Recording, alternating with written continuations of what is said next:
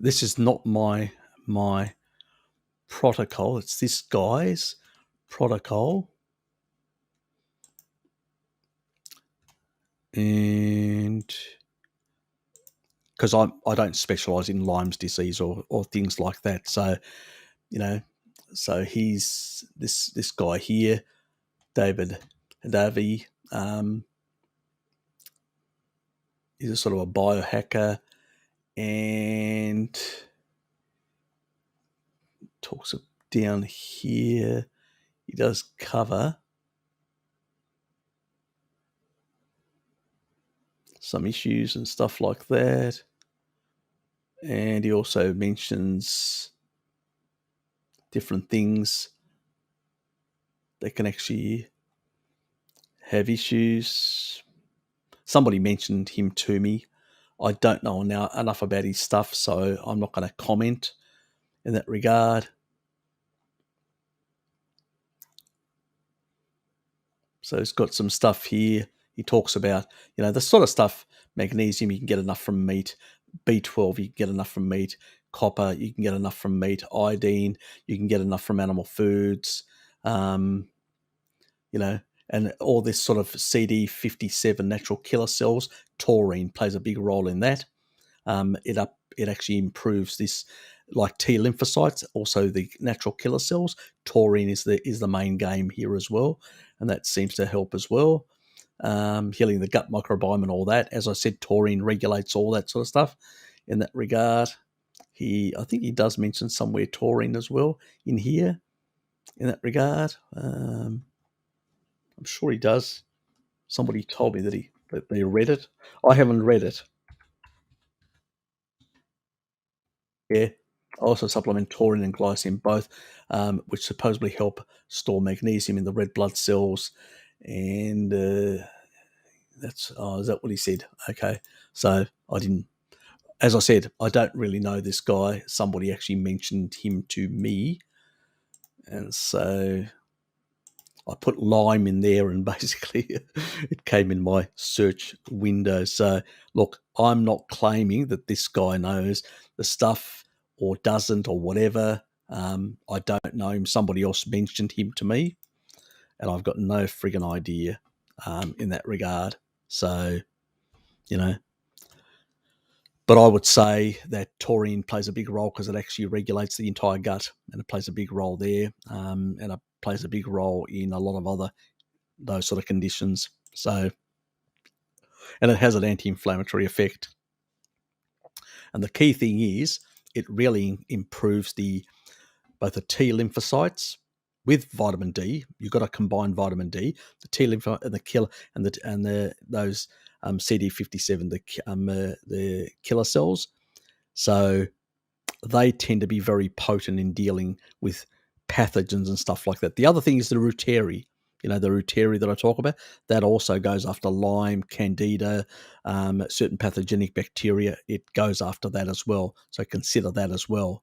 But as I say, I'm not a specialist in Lyme. I don't specialize in that.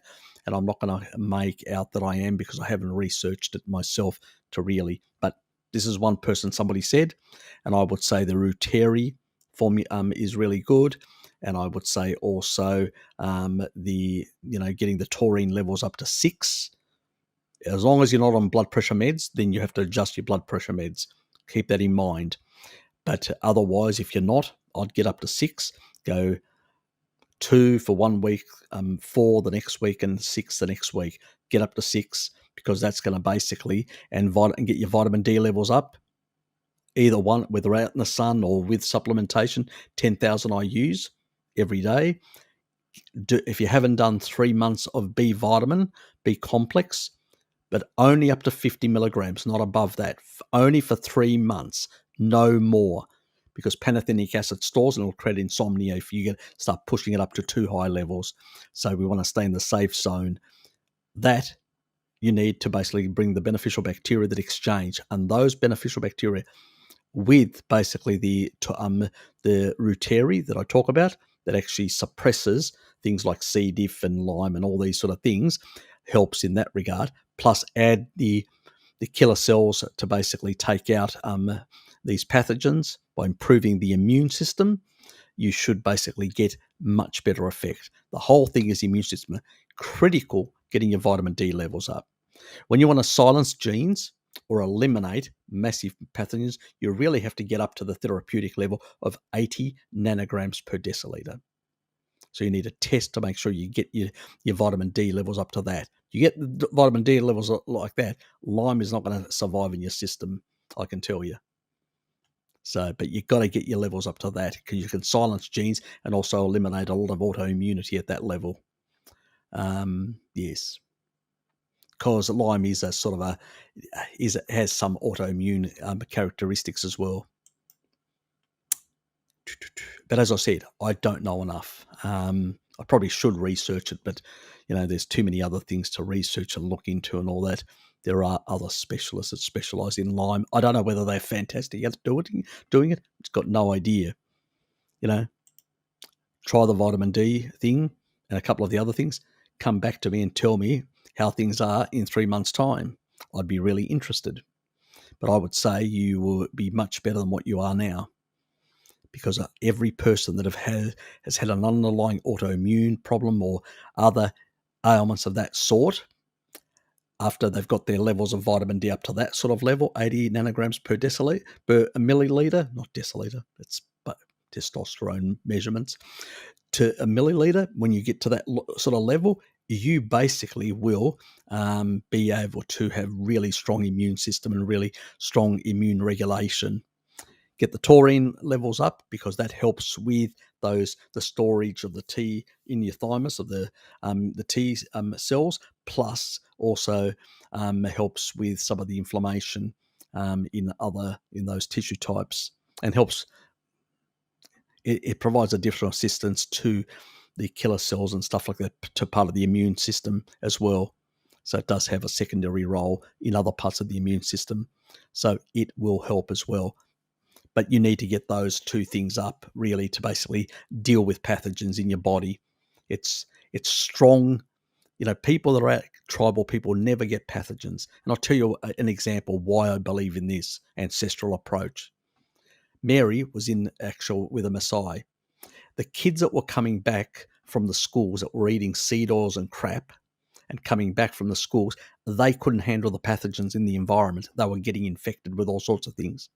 The kids were in the tribe, and the people that never left the tribal areas and still eating their ancestral diet of milk, blood, and meat primarily, those people didn't get any of these because they were out there with very high vitamin D levels. These kids are in schools for most of the day, which means they're not getting no vitamin D.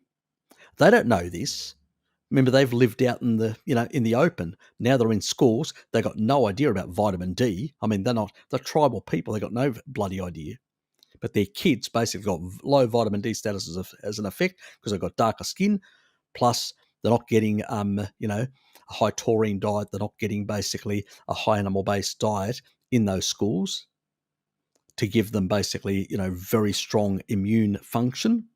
And obviously, when they come back, they can't combat the pathogens in the local environment like the kids or the adults that live in there. So that's the important thing, really important, that you support your immune system, because that's going to clear it out. All these other sort of take this herb, take that supplement and all that doesn't work. Everybody's tried them. They don't work. They never work. A strong immune system supported by good levels of vitamin D and taurine is what works. They are the two critical components, sulfur and basically vitamin D, that really help the immune system function well and combat pathogens in the environment. And Lyme is just another pathogen in the environment. So you really have to work on that part. Yep. How are you? I've done the B vitamin as you recommended a while ago. My vitamin D levels test to go 78 nanomoles with no supplements. What's hold on? I think that's not that high. So that's 2.5. That's 2.5. So nanograms per milliliter is the measurement that I was using. And I'll tell you the exact amount where you should be. So 80 times 2.5, you need to be up to 200. So you need to increase that by 250%. So basically, that is low. 78 divided by 2.5 is 31. That's low. They consider that fine, the doctors, but that's shit because the doctors have no fucking idea. Most of the tribal populations are in the 50. So, and 50 nanograms is 2.5 is about 125. So most tribal people are way above where you are. They're 125. Yeah. So Jonathan's actually at 252. So 252 nanomoles, 252, divide that by 2.5 is 100.0. So he's right at the top of basically the normal range. After he doesn't need to go any higher than that. Some people say it can become toxic, so you don't need to go any higher than that. So you sort of, I would ease off. I usually like people to get around the 80 for therapeutic reasons, and for non-therapeutic reasons, around the 60, it's fine. So 60 nanograms is in moles is 2.5 is 150. So if you're basically healthy, 150 nanomoles. So Jonathan, you have to come back a bit.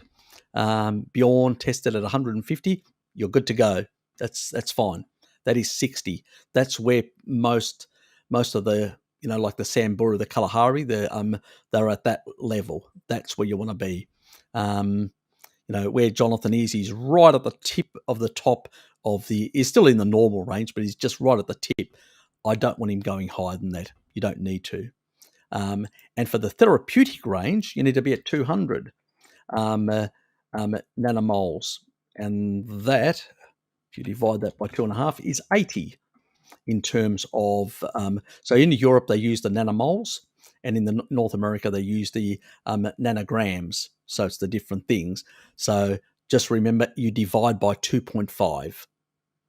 So that's the division by 2.5 in that regard. So so pretty much when it comes to hook rider, you need to get yours to, what did we say? 200, right? 200. So you need to get yours up to 200 to be in the therapeutic range to basically combat your Lyme disease. That's where you need to get, basically. So, or to any pathogen or any autoimmune disease or anything like that, you sort of have to get to that level to deal with that sort of stuff in that regard.